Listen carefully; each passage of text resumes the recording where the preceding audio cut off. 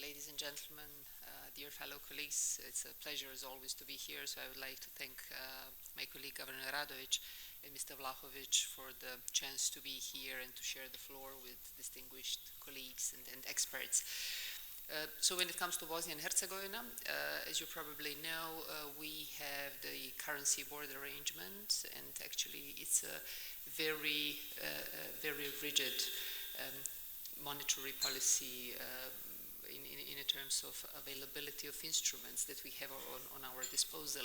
Practically, we have only one instrument on our disposal, which is a required reserve. Just as you mentioned in your question, we have done the spring round of forecasts, and actually we have communicated the revised numbers for the inflation, and we did revisions upwards for the midterm if we compare the numbers with the fall round of our projections. When it comes to trajectory, we expect to have the same trajectory, but just a bit higher than we used to have in the previous round. Currently, for the period 2025 to 2027, we have projections for the headline inflation at 3.5. For 2026, 2.4, and for 2027, 1.9 respectively. We already know, actually, we are aware of the fact that we have many risks aside, but we just hope that revisions upward are possible, but we just hope for the best, that those revisions will not be significant. In your introduction, I believe you correctly emphasized that domestic inflation is a structural consequence of the global alignments that we definitely witness on a world scene. In all our macroeconomic models that we use future of energy and food prices. But we are aware of the fact that according to current conditions on the market, some of those projections for the food and electricity might completely be off. So they don't have to practically be as they look right now.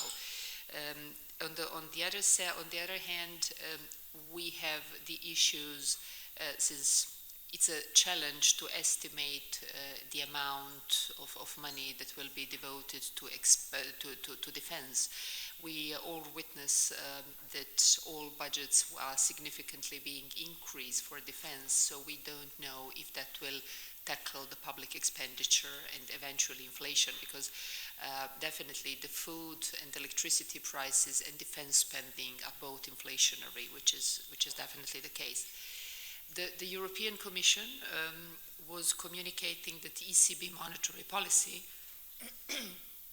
apologies, that ECB monetary policy tightening was effective one, and in curbing the inflation. And actually that's the reason why they project to have inflation even below the 2%, which was the target one. And the date of this statement was May 25th, so practically it was just 2 or 3 weeks ago. It practically implies that ECB does not count on tariffs to significantly jeopardize the numbers when it comes to inflation. I would say that conditional on the effective ECB monetary policy is definitely the spillover effect that you mentioned, and let's just hope that it will be limited one. It's not going to be with no limits.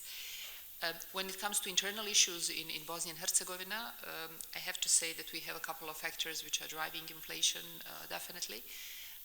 One of them is related to a shortage of labor within the EU market. In Bosnia and Herzegovina, we have promises for a long time for the reform of the labor market, but those doesn't happen. We have negative demographic trends, and at the same time we have a huge demand from the EU market. So this is definitely something that causes a spiral between the wages and the salaries, and actually increase. On the other hand, at the beginning of 2025, we had a huge shock in terms of increase of the minimum salary. In one entity, the increase was for 60%, so 60.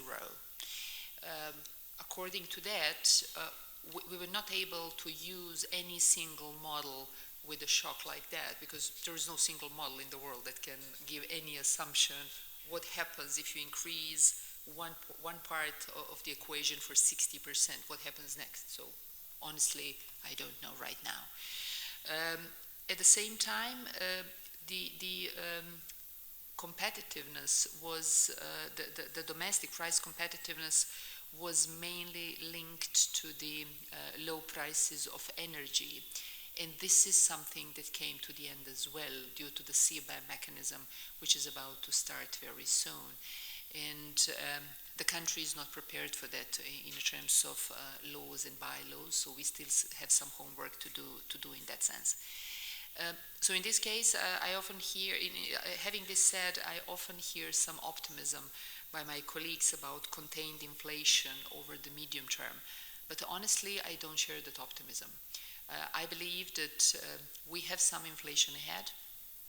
And according to everything what I said, I'm not sure how much central banks can do to stop it, because some of the issues that I mentioned are definitely outside of our control. No matter the type of monetary policy that we have, no matter the number of instruments that we have, we are definitely, in Bosnia and Herzegovina, we are definitely very limited, as I said at the beginning, in terms of our instruments. And honestly speaking, increasing the required reserve rate just for itself, I'm not sure if that would help at all. So definitely it needs to be a very carefully aligned set of instruments and other measures to go through those dangerous waters that we have currently.